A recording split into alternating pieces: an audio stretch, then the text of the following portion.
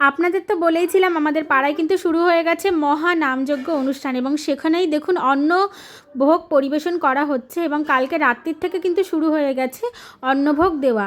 এখানে কিন্তু দুপুরবেলা এবং রাত্রিবেলা প্রতিদিন কিন্তু এখানে অন্নভোগ দেওয়া হবে, এবং দেখুন আমাদের পরিবারের সবাই মিলে আমরা এখানে কিন্তু পরিবেশন করছি। শুধুমাত্র ভিডিওর জন্য না, প্রতি বছর, এটা আজ 12 বছর ধরে হয়ে আসছে এই যজ্ঞ, আর আমি কিন্তু আজ 4-5 বছর ধরে এখানে মা, আমি এবং আমাদের পরিবারের সবাই মিলে এখানে আমরা অন্নভোগ পরিবেশন করি।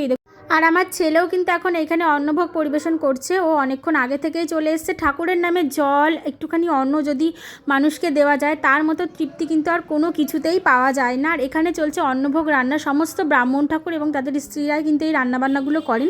কোটাকাটা থেকে সমস্ত কিছু কিন্তু ব্রাহ্মণরাই এখানে করেন। আপনারা সবাই আসুন, এখানের অন্নভোগ গ্রহণ করুন, মহাযজ্ঞের নাম লীলা কীর্তনের সাথে একটুখানি থাকুন, দেখবেন মন একদম পুরো শান্ত হয়ে যাবে। আর এখন বোন, মাসি, আমি, মা সবাই মিলে আমরা পরিবারের এখানে অন্নভোগ গ্রহণ করতে বসে গেছি।